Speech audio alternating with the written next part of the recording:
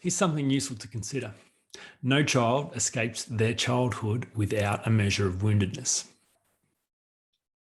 No one gets out without developing limiting beliefs. Even perfect parents don't prevent their children establishing some kind of doubts, fears, and insecurities, all off the back of a sense of woundedness, being hurt by mistakes, misfortune, disappointments, failure, calamity, abuse.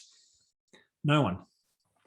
Now, in my coaching work, it's common that people regret those experiences and wish that they didn't happen, and often have this fantasy that if their life hadn't been so difficult, if their childhood hadn't been problematic, if they weren't hurt, if there was no woundedness, if they never developed limiting beliefs, if they hadn't been insecure, if they weren't bullied, if their parents loved them better, if their teachers were kinder, if they had more opportunity, then their life would be better now.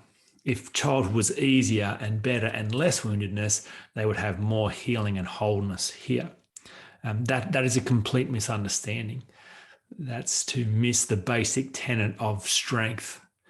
Strength comes through resistance. Marcus Aurelius, the Roman emperor, in his book of Meditations says, the overall idea is that the obstacle is the way. The exact quote is, "The impediment to action advances action.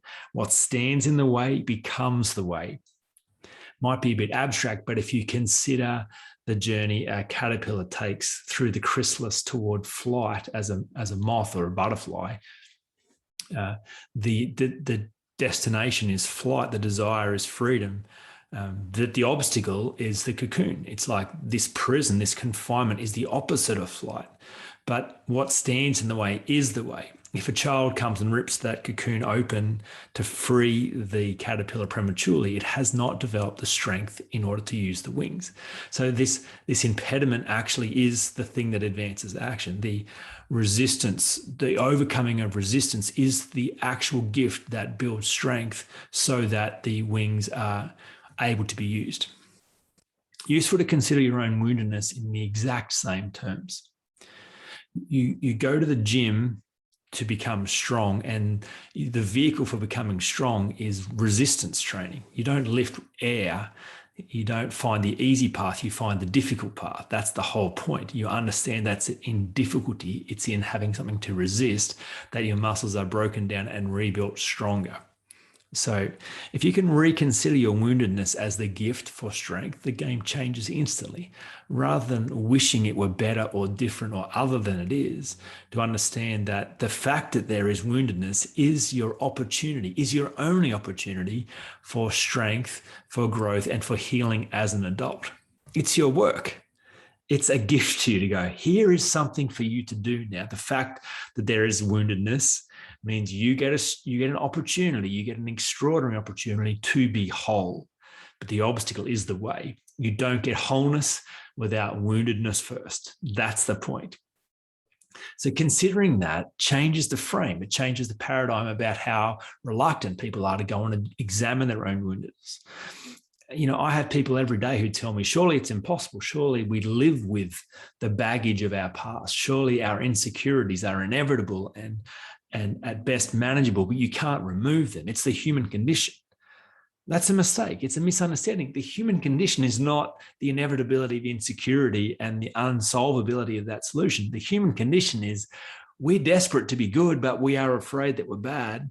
And for fear of that badness ever being truly exposed and proved to be true, we don't go back and examine, we run or we hide instead. That is the human condition. But it's all based on a massive misunderstanding. And it's a misunderstanding created by a wounded child, a child who had an experience that didn't go their way. They personalized the meaning of why it happened and what it meant about them and developed a wound, developed a hurt. It felt bad to them and it revealed something about their nature that they didn't like, although they thought. And that wound has grown and festered and become a central part of all their decision-making, all their relationships, and impacts and impinges on all their hopes and dreams. That is a solvable problem. And when you see it's a gift, it changes your preparedness to go back and do it. So stop wishing it away. Stop wishing you had perfect parents. Perfect parents don't protect their children from developing woundedness. Sometimes they create more woundedness because they set an unrealistic standard for life and prepare a child for no difficulty. So firstly, when you understand that woundedness is the gift, that allows you to step back in. Secondly, if you're still resistant to the idea of going back, then kindness is the way to realize that's all you need. If there is a wounded child, it would be unkind not to bring your adult skills to heal them. If you were to walk out of wherever you are now and see a wounded child on the street, you wouldn't walk past them. If you were there and they were there and there was no one else around, you would be compelled by kindness to intervene, to bring your skills to bear on their situation. You wouldn't question whether you'd done a coaching course or a counseling diploma or you'd read enough books. You'd just be there and bring something out of the overflow of your humanity to help. You've got what it takes. If there were any doubt about your capacity to heal yourself, notice what happens if you break a bone in your body. Take your arm, for instance. If you were to break your arm and that bone was set properly with a cast, you x-ray that 12 months later and that bone is now stronger than before it was broken in that spot.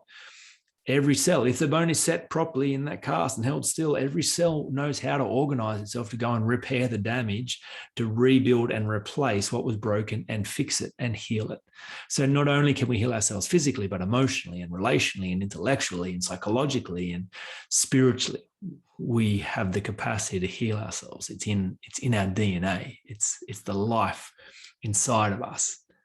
So firstly, it's a gift. Secondly, it would be unkind not to. Third, it's a central component of what being alive means. So your opportunity to go back is the gift of you becoming a healed and whole adult. Don't wish it away. Don't hope that it didn't happen or regret that it did. Understand that until you go back and heal the wounded child inside of you, you will be impacted and hindered in everything you do in the world. And that's not only bad for you, that's bad for each of us. To be a good human, you have to be healed as well. And you are the only one who can bring that healing to yourself. Hope that's useful. I'll talk to you again soon.